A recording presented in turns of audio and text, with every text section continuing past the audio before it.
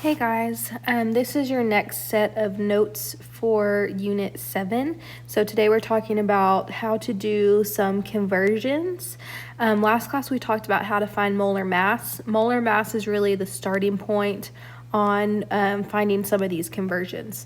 So today we are going to convert moles to grams and grams to moles.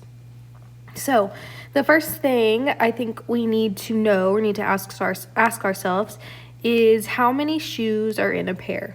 Obviously, that's just 2. How many eggs are in a dozen? 12. How many inches are in a yard? 36. So all of these are conversions. When we're going from moles to grams, it's the exact same thing, okay? We're just doing more converting.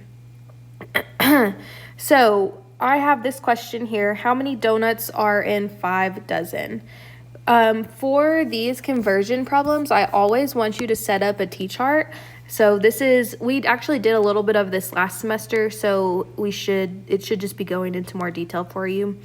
So set up your T-chart, what you know from the question. So in this question, I have 5 dozen.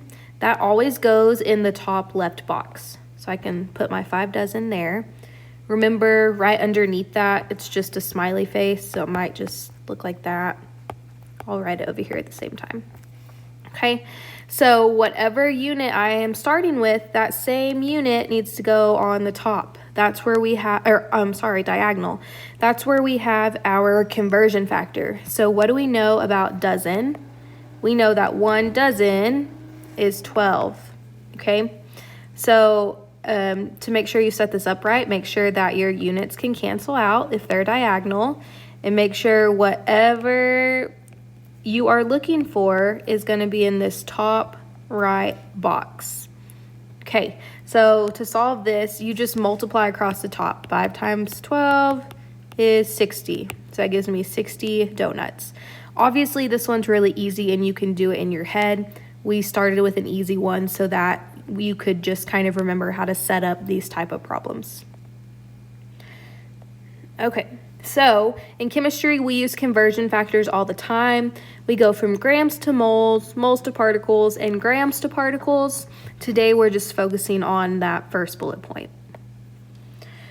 All right, so when we're doing these conversions, step 1 is to draw your T-chart. So let me erase my notes over here.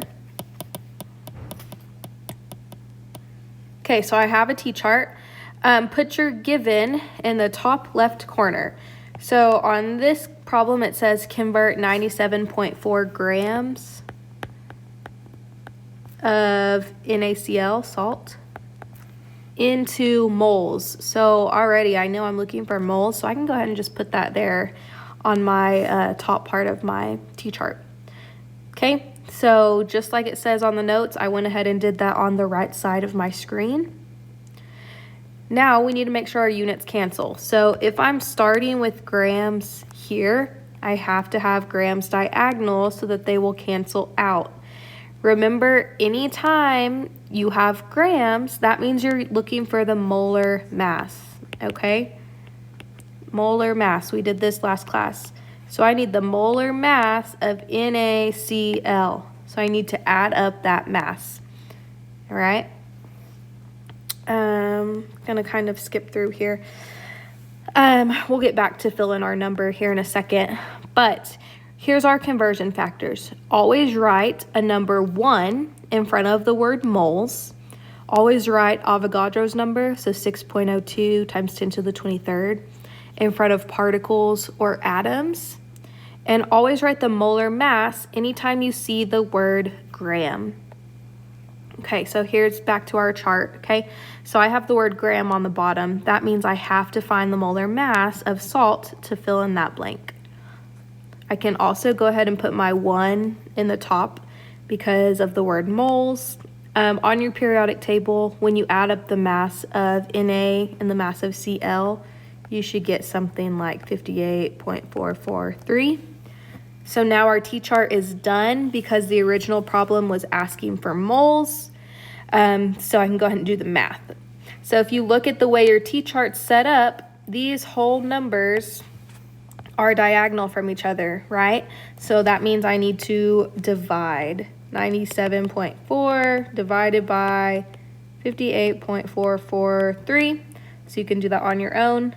And I believe I have the answer on here. Yep. So your final answer is going to be 1.66 moles of salt.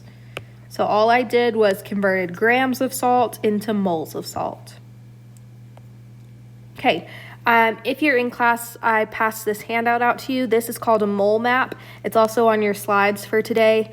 This is just a really handy little tool to use when you're converting.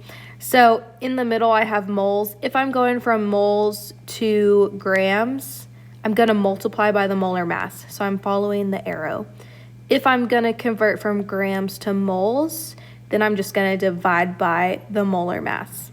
The other side of the chart will fill in later, but for today, all you need to know is that left side. All right, that's it for today. If you have questions, please let me know. Bye, guys.